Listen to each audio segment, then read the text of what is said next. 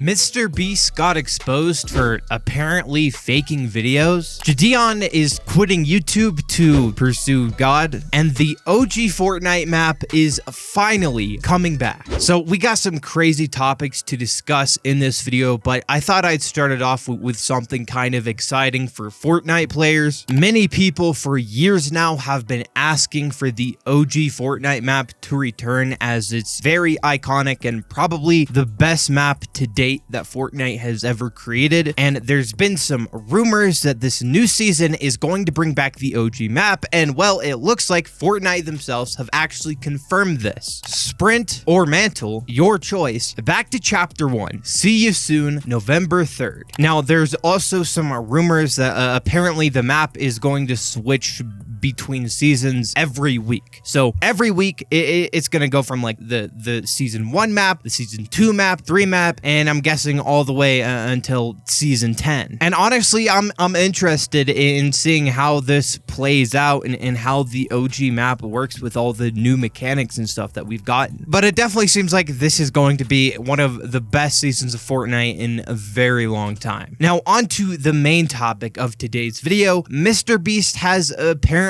been exposed for faking his videos. As you guys know, Mr. Beast is probably one of the largest YouTubers, second to T-Series. He recently hit over 200 million subscribers, and he's known for these like crazy, insane challenges that he does. And he kind of prides himself on the fact that like all these videos and all these challenges and stuff that he does are completely real. He doesn't fake any of them. And so for it to come out that he had faked one of these would be extremely damaging to his reputation. Recently, a legacy YouTuber who featured in Mr. Beast Creator Games 3, Rosano Pizzino, came out with a statement alleging that Mr. Beast had faked parts of this video. I've been allowing others to treat me poorly in private for many years, and I'm fed up. I'm gonna start standing up for myself and finding my voice. Mr. Beast lied and edited me out of the top 3 in Creator Games 3. I'd participated in Creator Games 1 and 2 and was excited to be a part of the YouTube's Creator Games 3, Hide and Seek at Sophie Stadium. After filming had wrapped, I truly couldn't believe how well I did at the competition and was proud of what I had achieved. I had 3rd place. When the video was released, I was shocked, disappointed, and felt hurt. Mr. Beast Jimmy had edited the video to make me look like I performed worse than I did. This was extra upsetting because I genuinely believed him when he said his videos are authentic and real. He edited the videos to look like the final 3 people were Lorray, Logan Paul, and Zach King. The final 3 people were actually Zach, Quackity, and myself. Now, I do kind of want to interject here a little bit to say that, I mean, I don't know if this was intentional or anything, and I don't necessarily know if this means that like Mr. Beast fakes his videos. It just seems like whoever was doing the editing just thought that, I guess, making it seem like other people had made it further would make for a more entertaining video, which is definitely a problem, especially when it comes to like a competition and when it comes to having an authentic video. But I think this just kind of boils down to Mr. Beast's whole editing process of just trying to make the video as like entertaining as possible. Anyway, she continues that by saying, for the entire duration of filming, we all wore earpieces connected to walkie-talkies. They would announce in our ears when someone had been found or when we had moved to hiding spots. If we didn't move, you were immediately disqualified. While I was still hiding, they announced that they had found Logan Paul. I couldn't believe I outlasted him. He is a fierce competitor. It was getting really late. We filmed for over 24 hours straight, and they eventually offered me money to come out of hiding and quit. I declined. I'd been counting the eliminations, and I was currently in 4th place, with Lorray, Quackity, and Zach and myself still remaining. Jamie asked us to move hiding spots again to the side of the stadium with the mannequins. It was at this time that I was found in transition, moving to my next hiding spot. When Jimmy found me, he brought me to the field to be with the others that had also been found. I thought I had placed 4th. However, Lorray had fallen asleep and hadn't moved in a long time, so he was disqualified. This meant I got 3rd place. When I arrived to the field, I saw Matt, Pat, and Logan there because they were seekers now. Jamie said he was going to go look for Zach and asked if anyone wanted to join him. I offered to help, but he said he wanted to take Logan instead, so I hung back to start looking for Zach in a different direction with Matt, Pat. I placed 3rd, Quackity placed 2nd, and Zach placed 1st. This is what actually happened, despite Jimmy editing out the only female in the top 3. I was proud of what I had achieved. I followed the rules of the game, gave it my all, had fun, and never gave gave up. They can't take that away from me. Now, there's some people kind of criticizing that last bit, saying that she's trying to make this like a sexist issue, when also in the same statement, she did say that they also cut out Quackity. And speaking of Quackity, people were asking if there was anyone else who could like back up what she was saying here, and it turns out that Quackity had talked about this on a stream. So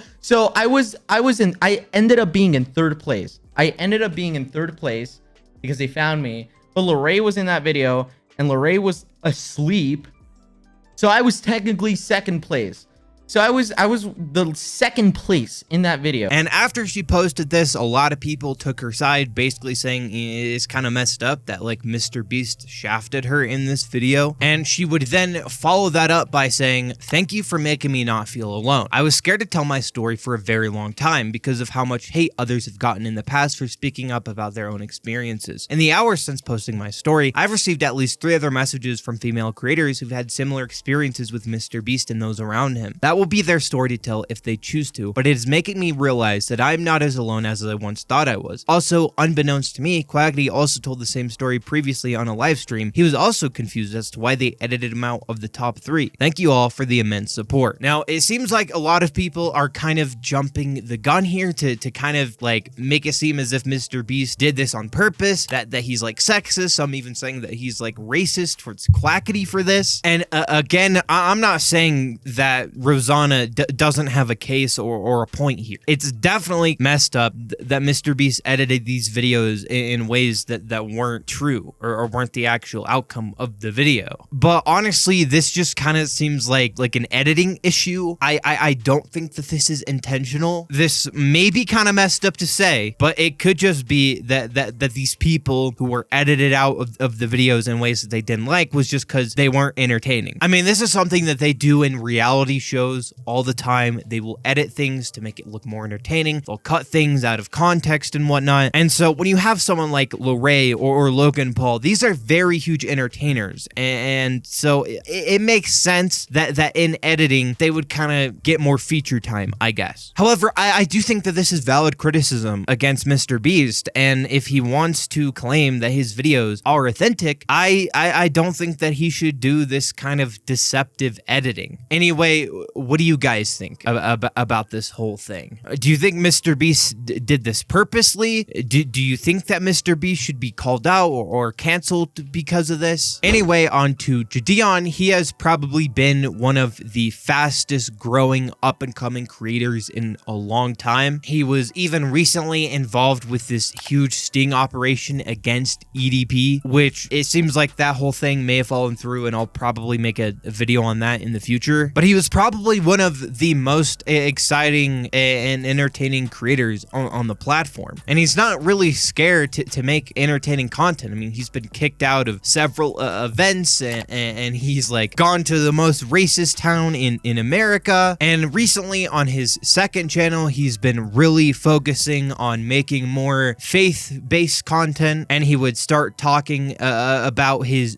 journey with his faith. And so in a new video titled "Goodbye Jidion, Say Hello To," he would announce that he would effectively be quitting the Jidion channel and would be creating a new channel known as Gideon. And he says that he's basically dedicating himself to his faith, and he's going to be making some more faith-based content to push people in the right direction. Personally, I'm kind of sad that Jidion is making this move because, like I said, I really enjoyed his content. However, I mean, this is his choice, and if this is what he wants to do in his life and this brings him happiness, then I'm fine with whatever the guy wants to do. It's just kind of sad that we lost one of the best up-and-coming creators. There is a few people saying that this is potentially a troll by Jidion or something. You know, this could be one of his pranks. However, it would be really messed up to do this as a prank. And honestly, I don't think he would do that, but maybe he is. I don't know. Anyway, let me know what you guys think of this video in the comments down below. And if you guys have enjoyed, you can watch this video that I made yesterday talking about Sniper Wolf quitting YouTube amongst a plethora of other topics.